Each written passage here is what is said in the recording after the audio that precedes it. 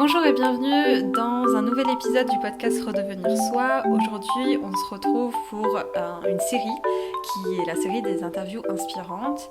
Et aujourd'hui, on est avec Céline qui va nous parler un peu d'elle, de son parcours, passé pendant le coaching Redevenir Soi et puis après.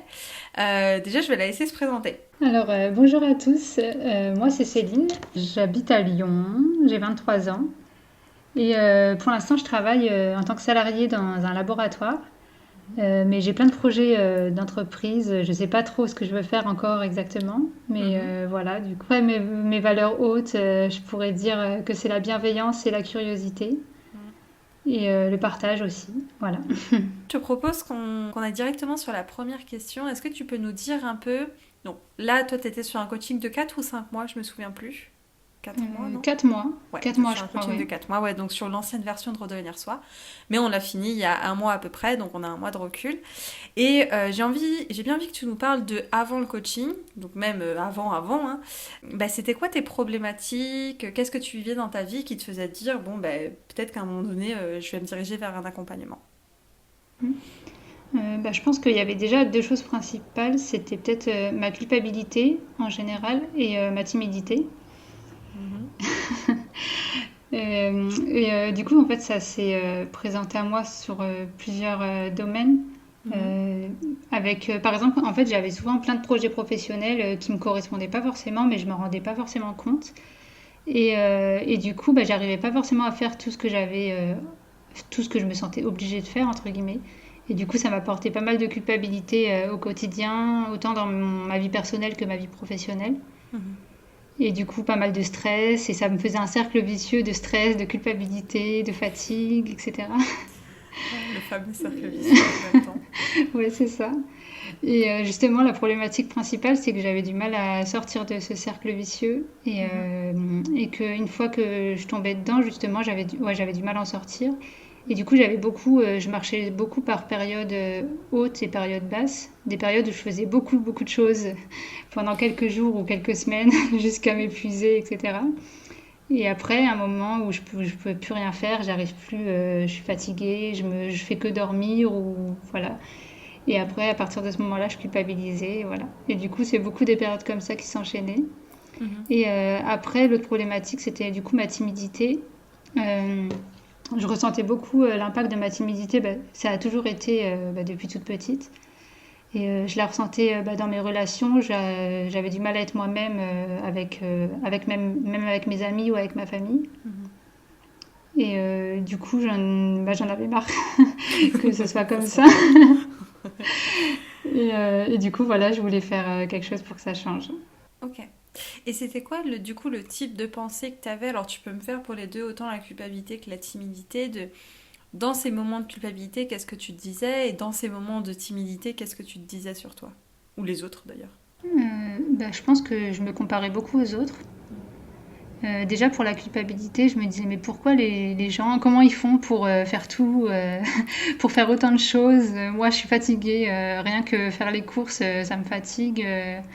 Ouais, du coup je pense que je me comparais beaucoup aux autres en fait. Mhm. Et sans même forcément savoir ce que les autres vivaient, sans leur poser la question directement, mais juste par rapport aux idées que j'avais d'eux. Mhm. Et voilà, du coup, je me disais beaucoup, je suis nulle, pourquoi j'y arrive pas et les autres y arrivent. J'ai pas, pourquoi je suis aussi, comment dire, pourquoi je suis une feignasse en fait, en gros. C'est ça. Je trouve pas d'autres mots. C'est tellement ça. Et du coup, je me disais souvent ça. Et voilà. Et Ok. pour ma timidité aussi, pareil, je me comparais aux autres. Et je me Mhm. disais, pourquoi les autres arrivent à être à l'aise et moi, j'y arrive pas. Et aussi, je me disais aussi que je serais toujours comme ça Mhm. et que ça fait partie de moi et qu'en même temps, même si je le suis plus, je le serai toujours. C'est un peu, voilà. La fatalité, quoi. Tu seras Ouais, c'est toujours ça. comme ça. Ouais, c'est ça. En tout cas, on me verra toujours comme ça. J'avais cette idée. Mhm. J'avais beaucoup cette idée. Parce que ça datait de longtemps, ta timidité, du coup? Oui, depuis toujours, quasiment. Mhm. Ouais, je crois depuis toujours. Ouais. Ouais, donc tu t'es formée avec, quoi, en plus de ça. Ouais, plus les croyances limitantes qu'on m'a mis en tête, etc. Totalement. Et du coup, pour Ouais. la culpabilité, tu me dis que de manière générale, tu te comparais aux autres. Ces autres, c'est des gens que tu connais ou c'est les réseaux sociaux, c'est des idées que tu te fais? C'est à qui? Bah, je pense que c'est un peu tout le monde. Ça peut être des personnes proches, de la famille, etc. J'avais l'impression que eux, bah, ils se posaient pas 10 000 questions comme je me les posais et ils vivaient leur vie sans stress, etc. Mhm. Et après, pareil avec mes amis ou avec les gens que je connais moins sur les réseaux sociaux, juste avec la vision que j'ai de leur vie en fait. Du coup, voilà. On arrive bien à se faire un portrait de la vision qu'on imagine Ouais, des c'est ça. autres. C'est pas du tout ça. C'est ça. Ok, je vois. Et tu dirais que ça impactait quel domaine de ta vie en priorité, du coup, ces problématiques? Est-ce que c'était amical, familial, bah, du coup les deux, ou est-ce que c'était... ouais. Euh, je pense plutôt personnel, là, ouais, pour les deux en fait. Mhm. Plutôt personnel parce que enfin, ça a impacté vraiment ma vie au quotidien, pas juste ma vie professionnelle. Du coup, je Ouais. pense que c'est vraiment un impact personnel. Ok. Après, ça me bloquait dans mes projets pro, du coup, je pense que ça fait aussi partie de ça. Mais voilà. Mhm, mhm. Ok. Parce que du coup, quand tu parles de perso, je pense qu'il y a aussi la vision de toi. Enfin, tu mettais le mot feignasse. Comment t'avais l'impression que ça impactait justement ton estime de toi, ta confiance en toi, ton amour de toi? Comment ça se situait? Bah, je pense que forcément, c'était pas forcément bon pour mon estime, ça c'est Ouais. sûr. Mais j'en faisais une fatalité en fait. Du coup, enfin, je voyais pas comment voir autrement. Du coup, Hmm. voilà. Ouais, c'est Surtout ça. que j'ai un peu de mal avec la pensée positive, du coup. Enfin, pensée positive, juste pour pensée positive, si j'y crois pas, j'y crois pas. Du coup, Ouais, ça marche du pas. coup, voilà. Ouais, totalement. Ouais, j'étais un peu fataliste là-dessus. Ok, ok, je vois. Mm. Et qu'est-ce qui a fait qu'il y a un moment donné, parce que avant évidemment qu'on se dise je vais me faire accompagner, je vais prendre un coaching, on vit un peu avec la problématique de son côté, dans son coin. Quel a été l'élément déclencheur pour toi de te dire bon, non, je vais me faire accompagner, je vais pas rester seule dans mon coin? Est-ce que tu t'en souviens? Pas exactement. Je pense que c'est un tout en fait. C'est au fur et à mesure des années. Bah, déjà, je m'intéressais beaucoup au développement personnel. Et puis, comme je suis du genre à me poser 10 000 questions, c'est pas forcément négatif du coup, mais bah, du coup, j'avais envie de travailler sur moi. Mais le développement personnel, en fait, on a vite fait le tour et on entend un peu toujours la même chose. C'est vrai. Et dans un coaching, justement, je voulais que ça me pousse plus à réfléchir sur moi, parce que des fois, le développement personnel, ça reste en surface et on remet pas forcément par rapport à nous, en rapport avec notre vie et nos émotions et nous-mêmes, en fait. Totalement. C'est Et vrai qu'il du n'y a coup, pas ce voilà. truc avec nous, Mm. quoi. Ouais. Ouais, c'est Ok. ça. Bah, en fait, on a l'impression qu'il est là, mais il n'est pas là. Du coup, c'est Ouais. pour ça que je pense que j'avais besoin d'un coaching. Et du coup, ce qui m'a fait prendre la décision, c'est à chaque fois que je voulais faire un projet, j'avais l'impression que j'avais pas la force pour le faire. Mhm. Et que au final, je faisais tout le temps des trucs et je finissais par me rendre compte que c'était pas ce que je voulais. Mhm. Trop chiant. Du coup, voilà, c'est ça. Je fais Du des coup, trucs et c'est pas ce que je veux. je perdais mon temps et mon énergie. Ouais. Et puis au final, je me suis dit que ça pouvait résoudre aussi plein de problématiques comme ma timidité, même si c'était pas le but principal au début. Au début, c'était Mm. vraiment le fait de pouvoir avancer dans mes projets pro, le C'est but. ça. Mm. Avec toi-même aussi, ouais, avoir je préfère dire force personnelle, entre guillemets, qui est Mm. loin, et je pense que tu pourras le témoigner aussi, qui est loin de juste se forcer à sortir de la procrastination, parce que c'est pas le but de se forcer à sortir, c'est Ouais, plutôt bah c'est ça. d'avoir justement une écoute prévisionnelle, et donc t'as pas besoin de guérir. Mais je reviens sur ce que tu disais sur le développement personnel. Ça nous donne effectivement la sensation, surtout quand on le consomme d'une façon passive, de ah, ça me parle à moi, et oui, du coup, je suis en train d'évoluer sur moi parce que je me pose des questions. Je sais pas comment tu le vis toi, mais moi je trouve qu'il y a un monde entre regarder du contenu de façon passive et se poser des questions et réellement être dans la mise en place en fait de ces concepts pour soi, tu vois. Mm. Est-ce que tu vois ce que je Ouais, veux c'est dire? sûr. Ouais, ouais. Du coup, on en arrive au moment où tu prends cette décision. Et il y a la première session stratégique. D'ailleurs, si les personnes veulent faire du coup, bah, comme toi, et prendre une session Mm. stratégique, les liens seront en barre d'infos. Donc en ce moment, c'est moi qui les prends les sessions stratégiques, mais il se peut que vous tombez sur une autre coach de mon équipe. Et on vous dira justement si c'est plus adapté d'aller vers un coaching, genre comme toi, redevenir soi, ou si c'est pas du tout le cas et qu'il faut vous rediriger. Alors toi, t'arrives à cette session stratégique. C'était quoi d'ailleurs ton attente? Tu te souviens de ton attente de cette session? T'y allais avec quelle intention? Euh, Bah, j'y suis allée juste par curiosité, en vrai. Ah, mince. En fait, quand j'ai dit que ça fait partie de mes valeurs hautes, Ça fait partie, effectivement. c'est ça. Bah, j'y suis allée par curiosité et puis pour voir un peu quelles questions on allait me poser. Ouais, Enfin, vraiment, quelle partie de moi ça allait remettre en question. ouais. Et voilà, j'y suis allée surtout par curiosité, en fait, juste pour Mm. voir ce qu'on allait me proposer, sans forcément... Bah, même pour être honnête, je me suis dit, je vais aller à la session stratégique, mais j'aurai jamais les moyens de me payer un coaching, donc je vais juste Mm. faire la session stratégique. Mais au final, j'avais les moyens, donc voilà. Ah, bah, ils sont arrivés comme ça, ils sont les Voilà, moyens. par magie, j'ai Ouais, eu des c'est ça, moyens. pas magie. Du coup, ça avait été un frein, les moyens, est-ce que ça avait été un frein dans ta tête déjà avant la session ou c'est vraiment le moment où on a annoncé le prix et tout que c'est devenu un frein? Comment tu l'as vécu ce truc des moyens? Bah, pour moi, c'était un frein même avant. Pourtant, au Mhm. final, ça l'a pas été, mais Mhm. Comment pour t'expliques moi, ça? bah, je pense que déjà, la session stratégique, elle était assez forte émotionnellement. Je comprends. Voilà, du coup, je me suis rendu compte qu'il y avait vraiment un travail à faire et que c'était vraiment important.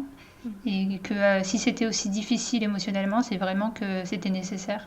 Mhm. Et voilà, du coup, je pense que c'est pour ça, au final, après la session stratégique, je me suis rendu compte que c'était important. C'est souvent pas un problème en vrai, la partie financière. Bon, il y a toujours des exceptions, mais quand c'est un truc qui fait partie des choses importantes pour toi, ça a été ton cas.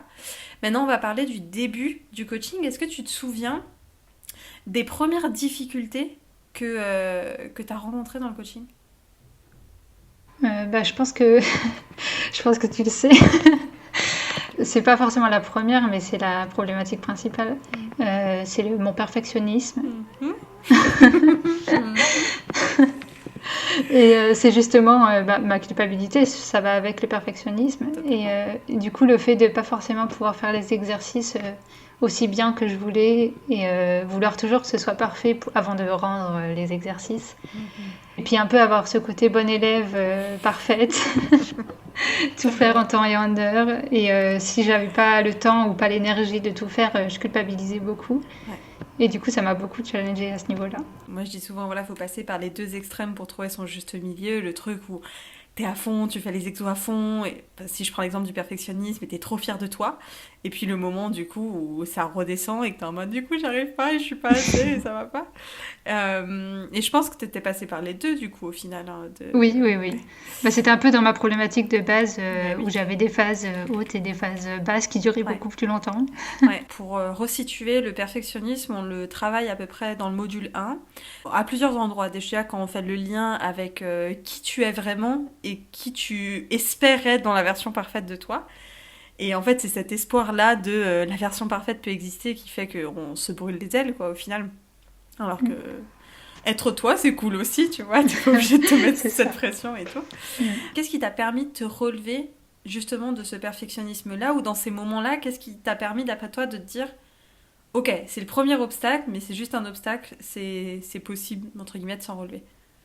Euh, Bah, je pense qu'en fait, c'est les exercices en soi qui m'ont aidée. Mhm. Déjà, le fait d'apprendre à m'écouter. Et du coup, bah, au final, ça m'a enlevé un peu la culpabilité et j'arrivais mieux à me comprendre. Et du coup, au final, j'avais moins le besoin d'être parfaite tout le temps. Mhm. Mm. Ouais, parce que les deux sont tellement liés. Mais c'est vrai Ouais, que c'est ça. je me souviens de tes premières fois, tu me disais, Deb, là je sens qu'en fait la culpabilité elle est pas arrivée depuis 2 jours, et puis depuis 3 jours, et puis C'est ça. c'est ça. Ou Parce que. alors, dès qu'elle arrive, maintenant, je la sens venir Mhm. et elle dure moins longtemps, quoi, au final. Ouais, tu peux la traiter, c'est ça. Mm. Parce que bon, c'est souvent un lien avec un besoin autre, qui est aussi le besoin de repos, souvent. Du coup, c'est horrible de dire comment c'est de se reposer, est-ce que ça fait du bien de savoir se reposer, tu vois, mais je veux bien savoir du coup quelle a été ton évolution justement par rapport à aller nourrir ses besoins de repos, de flemmardise, de voilà, tous ces besoins qu'on n'a pas envie de nourrir d'habitude. Comment tu l'as vécu? Mais en fait, je les nourrissais déjà avant, Mhm, sauf que avant j'avais la culpabilité. mhm, Et du coup, au final, je les nourrissais, mais ça s'était jamais vraiment nourri parce qu'à chaque fois que je les nourrissais, je culpabilisais. Et du coup, même quand je me reposais, j'avais encore un truc qui tournait en tête, qui me disait non, il faut pas faire ça, il faut pas faire ça. Et du coup, au final, je me reposais pas vraiment. Donc, je ouais, pense c'est que ça. le fait de plus enfin de moins culpabiliser. Et au final, j'ai vraiment appris à me reposer et aussi à comprendre quand j'avais vraiment l'énergie de reprendre, plutôt que de me forcer à reprendre. Ça, c'est un gros changement, effectivement. Ouais. Mm. Un truc, est-ce que c'est mon corps qui me dit que je peux reprendre ou est-ce que c'est moi qui me dis non, mais là, je me repose pour être encore plus Voilà, performante c'est par la ça. suite, ce qui n'est pas du tout le Ouais. même repos. Et c'est vrai que le vrai repos se fait dans le fait de profiter de ce repos-là et de pas être en toile de fond de oh, mais ça fait 1 heure que je viens de perdre, oh, mais ça fait 2 jours que je viens de perdre, de trucs de culpabilité. Moi, je veux bien aussi qu'on parle de ta timidité parce que pour moi, tu as eu des résultats assez flagrants et rapides sur ton rapport à ta timidité. Voilà. Donc, comment ça s'est passé pour toi ce truc rapport à la timidité? Je pense que c'est surtout en fait que j'avais déjà progressé. J'étais déjà moins timide en fait avant le coaching, Mm. Mhm. mais j'étais bloquée sur mes croyances de quand j'étais petite en fait. Et du coup, j'ai l'impression d'avoir eu une évolution soudaine, mais en fait, c'est juste que j'ai pris conscience que j'étais plus la même qu'avant. Et du coup, je pense que c'est plutôt ça en fait. C'est pas forcément que j'ai changé vite, mais c'est plus que je me suis rendu compte du changement que j'avais fait toutes ces années. Totalement. Pour moi, il y a eu un moment de prise de conscience, je me souviens, c'était à peu près à la semaine 2,5, 3. Donc, le truc que tu t'attends pas à ce que la meuf te dise, ah, bah, je me sens bien avec la timidité et tout. Ouais. Mais c'est vrai, cette prise de conscience, des fois, c'est dans le cas de la timidité, mais dans plein d'autres croyances, de dire, en fait, cette croyance ne m'appartient plus. Tu sais, genre, oui, elle m'a appartenu à un moment donné, mais là, juste, c'est plus le cas, quoi. Ouais, c'est ça. Mm. Mais après, c'est vrai que tout est lié parce que, en fait, le fait aussi d'apprendre à me connaître, d'apprendre quelle est ma valeur, etc., déjà, ça a augmenté mon estime. Et du coup, ça m'a aidé à être moins timide aussi de ce côté-là. Et à savoir communiquer avec les autres, vraiment dire quand je ressens quelque chose ou. Enfin, vraiment communiquer avec les autres, ça m'a aidé aussi à vaincre cette timidité. Totalement. Et Mm. en plus, toi, t'as quand même en valeur haute le partage et la curiosité, qui sont des choses qui, normalement, te donnent envie d'aller vers les autres, tu C'est vois. ça. Donc, de savoir que naturellement, tu peux te poser sur ça et avoir ça en pilier, en mode je Mm. sais le faire, c'est aussi grave Ouais. rassurant, quoi. Et aussi, au final, la bienveillance, je trouve que c'est assez relié parce que c'est aussi la bienveillance, c'est aussi croire en la bienveillance des autres. Totalement. Assez relié aussi. On Mm. va pas me juger, les gens sont bienveillants, ouais, oui. Bah, j'ai bien envie que tu me fasses un petit bilan, on va dire, plus ou moins complet du coaching, du coup, en mode, quels ont été les moments forts, slash, qu'est-ce que tu retiens, ça peut être même des exercices ou des petits tips que tu veux garder sur toi et tout, bah, pour la suite. Qu'est-ce qui t'a marqué dans le coaching, en gros, quoi. Oula, c'était dur, cette question. Il y a beaucoup de choses. Bah déjà, il y a un exercice qui m'a beaucoup marqué. C'est l'exercice, je sais pas si je peux le dire, si. Vas-y, sur vas-y. ouais, un exercice sur la prise de décision. Déjà, en fait, il fallait choisir une décision. Qu'est-ce que ça fait si on prend pas cette décision? Et du coup, j'ai mis comme décision en gros, de prendre le coaching. Mhm. Et du coup, j'ai visualisé qu'est-ce que ça fait si je prends pas ce coaching. Et du coup, là, ça a été assez difficile parce qu'au final, je me suis rendu compte que si je faisais rien, bah, ça pouvait s'empirer et vraiment bah, devenir encore plus handicapant au quotidien, quoi. Mhm. Alors que là encore, c'était pas vraiment handicapant, mais je pense que cet exercice, ça m'a vraiment fait prendre conscience des difficultés que ça pouvait engendrer au fur et à mesure des années, en fait. Du Mhm. coup, je Mais pense que c'est un des exercices qui a beaucoup, qui m'a fait vraiment un déclic et qui m'a aussi donné envie de continuer, je pense. ouais. Mais ça m'étonne pas parce que c'est un exo très puissant où, pour revenir un peu au point, je suis un peu une fanat de la prise de décision.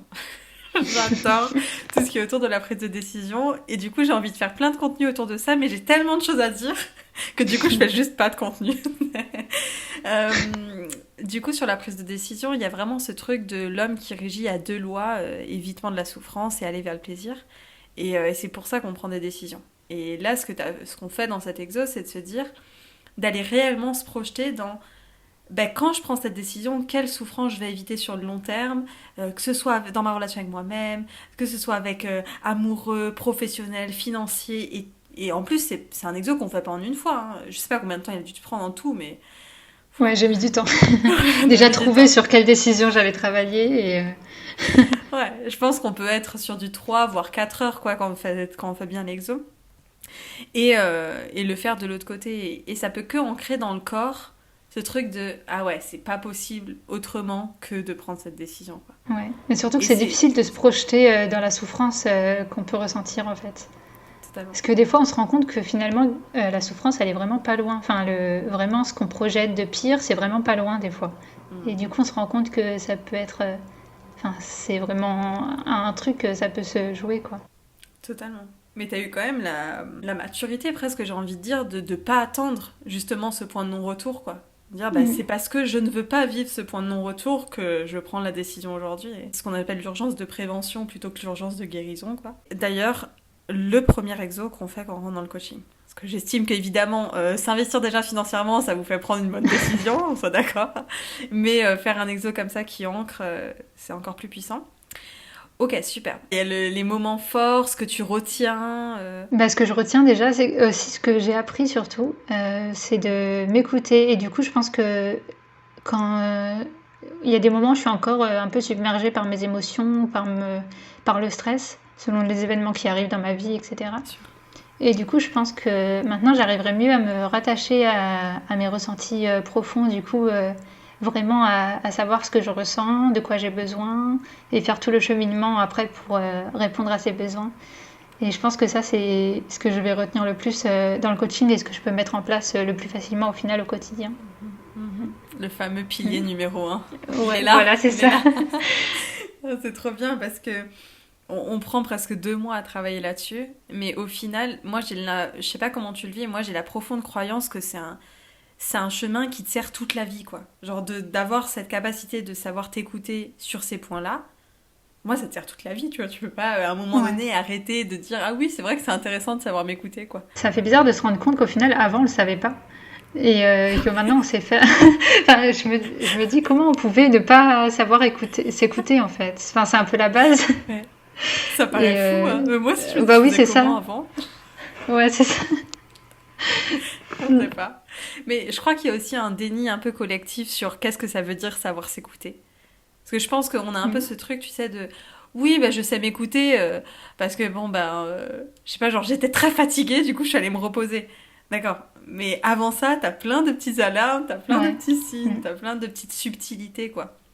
C'est vrai, moi aussi, j'imagine pas ma vie sans maintenant. Et c'est surtout aussi le fait de savoir s'écouter et d'être OK avec le fait de répondre à ses besoins aussi. C'est pas juste s'écouter, du coup. Ça change beaucoup de choses. J'aimerais bien que tu nous dises, du coup, où est-ce que t'en es maintenant? Comment ça se passe pour toi? Là, il y a un mois de coaching qui est fini. Qu'est-ce qui se passe? Après le coaching, déjà, je pense que avec tous les changements qu'il y a eu au cours des derniers mois, je pense qu'on a besoin de pas mal de repos. Du coup, je me suis pas mal reposée. Mais j'ai eu aussi, voilà, j'ai écouté mes besoins. Très bien. Et du coup, aussi, j'ai eu pas mal. En fait, une fois qu'on a travaillé sur le pilier numéro 1, j'ai eu pas mal d'envie pour agir sur mes piliers extérieurs, comme tu me disais. Trop contente. Ouais. Et du coup, pour l'instant, j'ai plein d'idées pour mes projets d'entreprise, etc. Mais en même temps, j'arrive à avoir le juste milieu entre la motivation et écouter mes besoins, mon corps et mon besoin de repos surtout. Je pense que c'est un des besoins... Enfin, pour moi, je trouve que c'est un des besoins primordiaux à répondre, en fait, pour pouvoir avoir la motivation, etc. Parce que c'est assez frustrant quand on a la motivation mais qu'on n'a pas l'énergie. Du coup, maintenant, je travaille sur mes projets d'entreprise et j'arrive à gérer un peu mieux la culpabilité et le besoin de repos. Et voilà.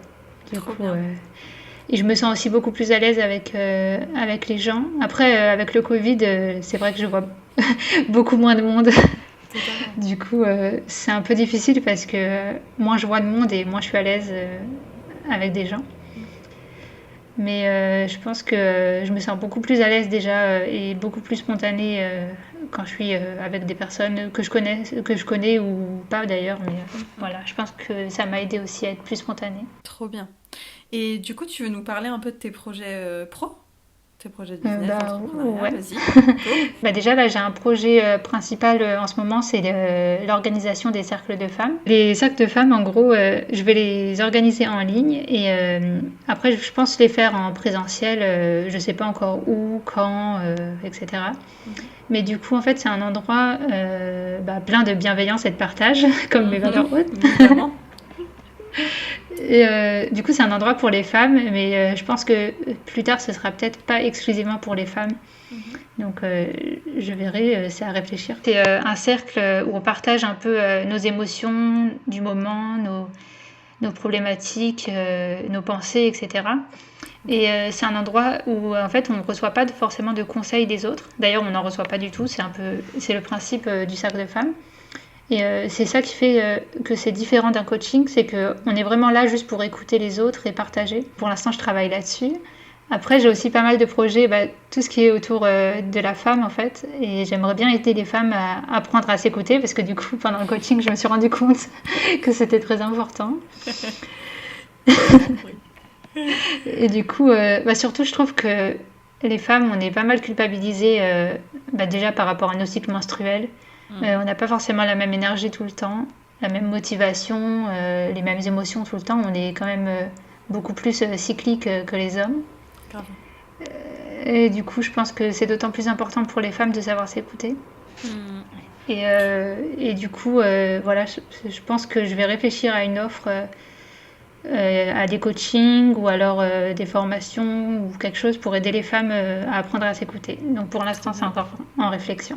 Trop bien. Mais en Voilà. fait, tu vois, pendant que tu parlais, je me disais que je crois que ce qu'on apprend, c'est au-delà de s'écouter, c'est presque être connecté à soi. Là, il y a un truc. Voilà, c'est ça. Ouais, je suis connectée à mes cycles, je suis connectée à moi et tout. Donc, je mettrai évidemment les endroits où on peut te contacter ou regarder ce que tu fais en barre d'infos. Je pense notamment ton Instagram. Je crois pas qu'il y ait autre chose. D'ailleurs, il s'appelle Céline Reconnexion, donc c'est un peu ce que tu disais. Trop bien, c'est exactement ça. Ah, j'adore. Du coup, je vais mettre ton Instagram en barre d'infos. Moi, dans tous les cas, si vous voulez me contacter, moi, ça va être sur les sessions stratégiques. Bon, j'ai aussi un Instagram simplement.deborah, mais voilà, si vous voulez aller voir un coaching, c'est plus une session stratégique. Mais j'aimerais conclure sur... J'aimerais que tu me partages, en fait, tes plus belles fiertés de ce coaching. De tout le parcours, là, que tu as fait jusqu'à aujourd'hui. C'est quoi tes plus belles fiertés? Déjà, je pense que la première, c'est de me l'avoir payé, de me l'avoir offert, alors que je pensais ne pas avoir les moyens. Je pense que déjà, c'est ça ma plus grosse fierté, parce que si je ne l'avais pas fait, j'en serais pas là. Curieuse de savoir qu'est-ce que chez toi, ça a créé comme sentiment de te dire je m'offre ça, je me permets ça? Je sais pas si c'est une bonne chose, mais j'avais l'impression de ne plus avoir la même notion de l'argent. Ok, en bien, en mal, en quoi? En fait, je sais pas trop. Parce que du coup, j'ai l'impression que ça a tendance à me rendre encore plus dépensière. Mais, pas trop non plus quand même, dans le raisonnable, mais dans le sens que je me dis, en fait, tout est possible. Si c'est notre priorité, on peut se donner les moyens de payer. Après, forcément, si t'as pas les moyens, tu peux pas sortir l'argent de nulle part. Mais quand tu l'as, ça m'a permis de me rendre compte vraiment que si je veux, je peux avoir l'argent. Et du coup, je pense que ça a pas mal changé ma notion de l'argent et ma vision de l'argent. Parce que j'étais tout le temps en mode j'ai jamais d'argent, j'ai pas les moyens, etc. Du coup, je pense que ça a pas mal changé cette croyance. C'est vrai, c'est fou. Moi, j'ai ce truc de...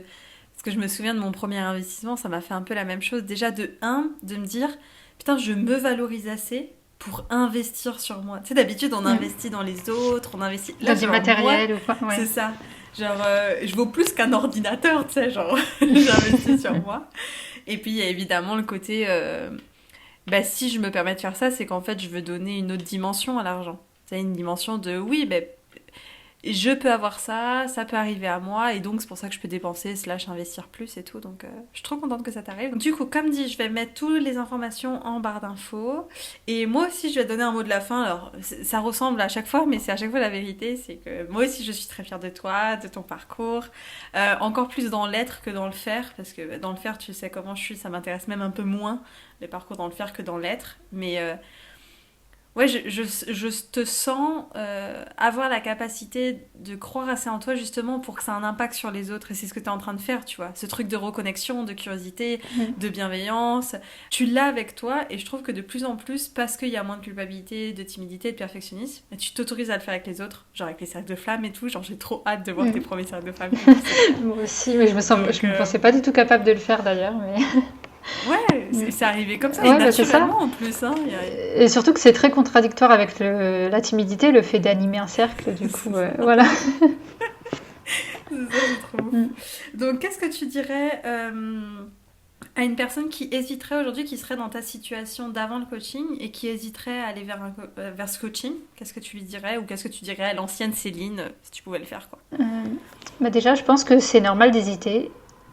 Ça serait un peu hypocrite de dire il faut pas hésiter, il faut y aller, parce que c'est normal d'hésiter. Je trouve que c'est une bonne chose. Ça veut dire que il y a des choses qui vont changer, quoi. Ça va avoir un fort impact sur la vie. C'est peut-être le moment de se dire pourquoi tu hésites, et à savoir est-ce que tu veux vraiment que ça change, est-ce que tu es prêt à comme le truc des décisions, quoi. Est-ce que tu es prêt à prendre la responsabilité que ça change pas, et si vraiment tu peux pas, est-ce que tu as vraiment une bonne raison? Est-ce que c'est pas juste des excuses que tu te dis pour pas faire le coaching, quoi? Mais voilà, en tout cas, je pense pas qu'on puisse regretter de faire un coaching comme ça. Non, mais c'est vrai. C'est vrai. C'est vrai que j'avais jamais vu ça comme ça, mais oui, à quel moment? Bah oui. Oh non, je regrette d'avoir avancé sur moi et je regrette de me sentir trop bien, c'est horrible.